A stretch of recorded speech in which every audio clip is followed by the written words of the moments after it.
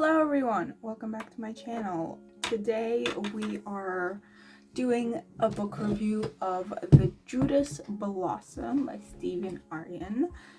So I usually don't do individual book reviews, but this year I want to give it a shot. And also this year my reading goal is 100 books. So we'll see how that goes. So far in January, I've only read one book. It gets better. It'll get better later during the year. It'll get better. So, here's the cover. I will put it somewhere. Oh, it's right there. Sorry, it's right there. It's right there. Anyways, The Judas Blossom by Stephen Aryan. What I can tell you, it is what it would be considered a low fantasy and also historical fiction. So it's historical fiction and fantasy. This is set during the Mongol Empire invasion of the Persian Empire. So the Mongols are invading or have invaded a majority of Persia, what we know as the Persian Empire. So this is a series, it's a trilogy. The first book is already out. The second book will be out this year during the summer, and the third book probably next year already. Wow.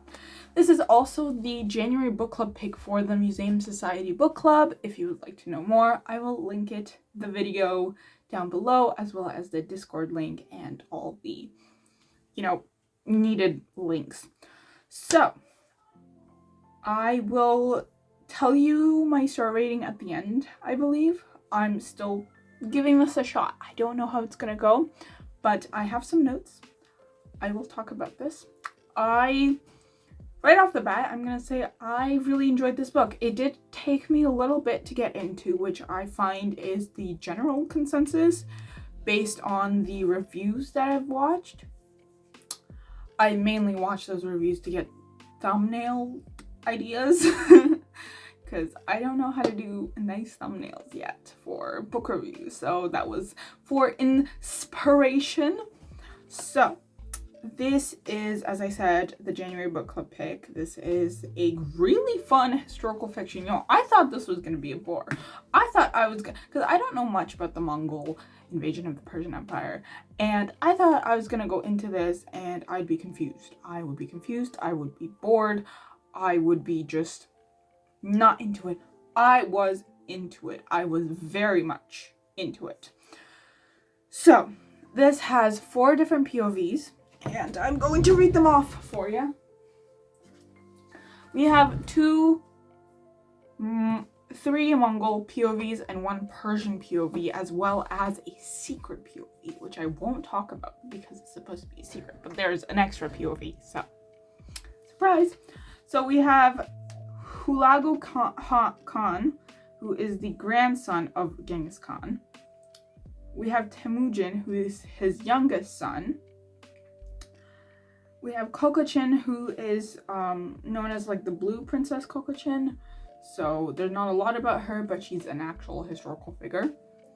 And we have Kaivan, who is the last general of the Persian Empire. So basically, Hulagu wants to expand, right? Aiming for the Holy Lands, Jerusalem, those places. Temujin is his youngest son and is, at the beginning of the book, very lazy and very spoiled in a sense. Nepo baby, the usual, right? Kokochin is the last of her tribe and she was married to Hulagu as a way of not killing her off. And Kaivan is the, as I said, last general of the Persian Empire. Let's put that here. There we are. Look at that. My notes. I think there's some really cool character development, especially when it comes to Kokochin and Temujin. I think those are very, very, I really like their storylines. I really enjoy reading about them more than I do about Hulagu, for example. Kaivan is also pretty cool, but he's a little finicky, so I'm not too sure about him. Which is funny because I'm half Persian, so you'd think that I'd like the Persian character. Anyways, So the other thing about this book is that it's set during a historical time period that you don't see often in the book world. Like, you see loads and loads and loads and loads of World War II historical fiction, specifically following Jewish characters, you know, German characters, lots of stuff about the Soviet Union, all of that. But this, you don't get a lot of this. You don't get a lot of this. In fact, you get none of it, really. So, yeah, I found it interesting that it was sort of explored and discovered, in a sense. I do hope that we get more of this time period and this area because we have literally nothing. And if we can get stuff about the Mongol Empire as well as the Persian Empire, we can get stuff about Central Asia. So, you know. And as I said, it takes a little bit to get into, but once you get past the slower beginning chapters, you fly through the book. Because when we start the book, Hulagu is invading.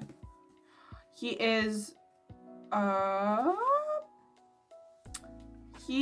invading the Assassin's Hold. He's in northern Persia at the fortress of Alamut.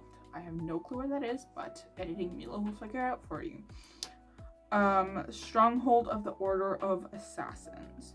So, do we have a map? We have a map! We have a map! We have a map. Okay. I don't know where Alamut is. We do have a map. It's a very nice map. I do know some places. Surprise. I do know some places on the map. It's a very nice map.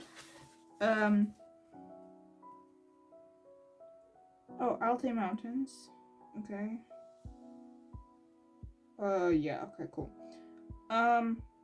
Anyways, so we do start with invasion, sort of, like they're taking out the assassin stronghold, and then later on he storms. Oh god, where does he storm? I forget which one, where he goes. Baghdad? Baghdad. I think it's Baghdad. I believe it is.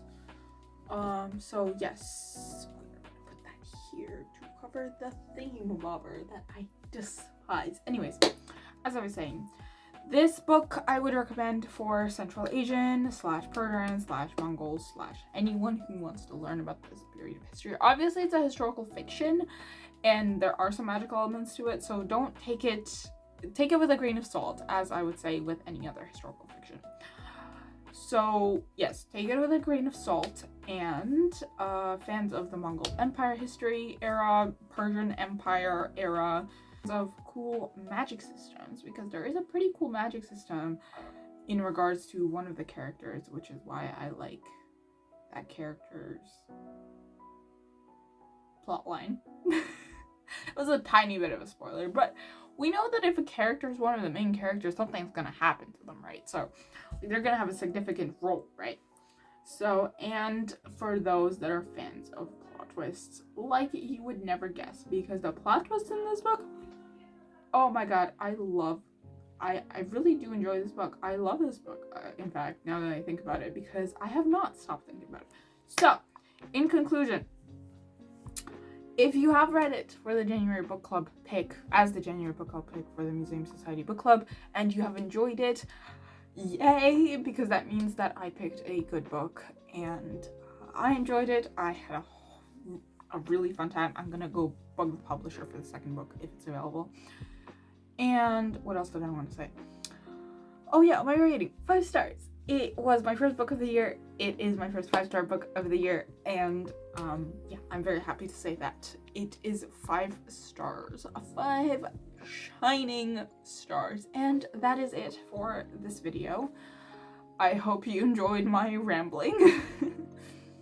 And let's take a look at this cover just one more time, because it is gorgeous. Look at the little details, and the cover for the second book is equally gorgeous, and the color palette and details. I'm so excited. Publisher, please, Angry Robot Books, please send me an arc of it. I beg of you. Okay, and that is it for this video. I hope you enjoyed it. Like, comment, subscribe, follow me on my socials. Everything will be linked down below, and I will see you